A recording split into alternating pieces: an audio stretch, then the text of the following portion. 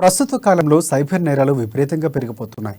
ఆన్లైన్ను అడ్డాగా చేసుకున్న కేటుగాళ్లు జనాల నుంచి సొమ్ము కాజేస్తున్నారు. తాజాగా వాట్సాప్ను సైబర్ కేటుగాళ్లు అడ్డాగా మార్చుకున్నారు.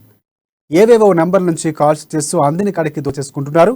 ఇలాంటి కాల్స్ పట్ల వాట్సాప్ యూజర్లు అప్రమత్తంగా ఉండాలని పోలీసులు చెబుతున్నారు.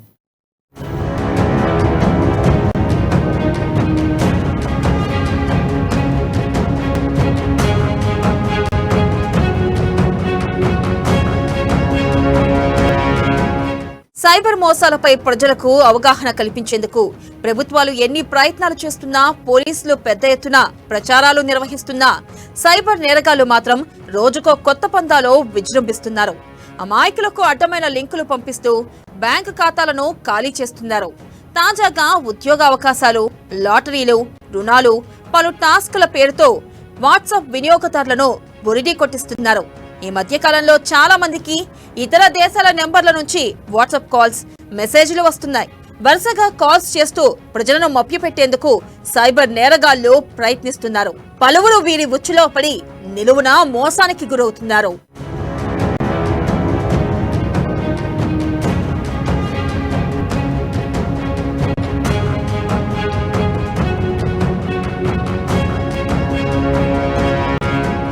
మలేషియా, ఇథియోపియా, వియత్నాం, బ్యాంకాక్ లాంటి దేశాల ఐఎస్డి కోడ్లతోనే ఈ కాల్స్ ఎక్కువగా వస్తున్నాయని సైబర్ నిపుణులు అంటున్నారు.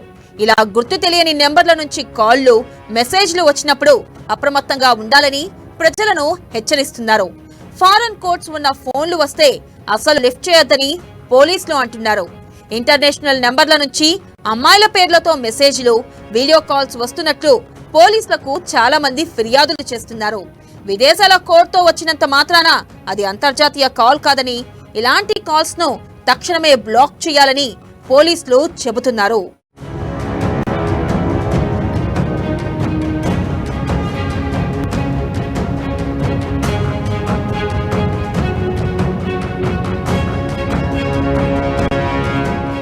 ఇటీవల కాలంలో +84, +62, +60 ఇతర కోడ్లతో ప్రారంభమయ్యే ఇంటర్నేషనల్ నెంబర్ల నుంచి గుర్తు తెలియని వ్యక్తులు యూజర్లకు వాట్సాప్ కాల్స్ చేస్తున్నారు. సమయం సందర్భం లేకుండా గుర్తు తెలియని నెంబర్స్ నుంచి వాట్సాప్ కాల్స్ వస్తుండడంపై చాలా మంది ఆందోళన చెందారు. ట్విట్టర్ వేదికగా తమ ఎక్స్పీరియన్స్లను షేర్ చేసుకుంటున్నారు. నెలవారీ 2 బిలియన్ల కంటే ఎక్కువగా యాక్టివ్ యూజర్లు ఉండే వాట్సాప్ ను ఇప్పుడు స్కామర్లు టార్గెట్ చేశారు.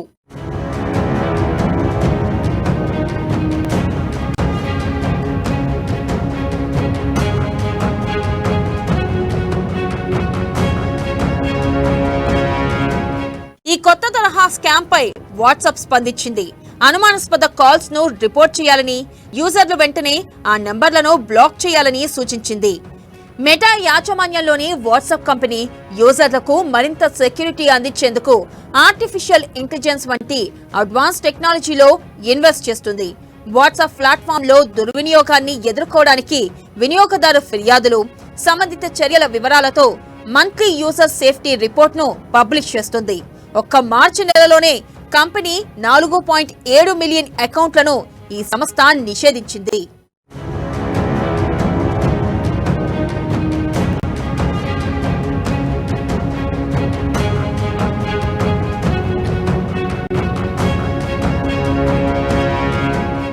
తమ నెంబర్లు సైబర్ నేరగాళ్ల చేతికి ఎలా చేరాయని వాట్సాప్ యూజర్లు తలలు పట్టుకుంటున్నారు.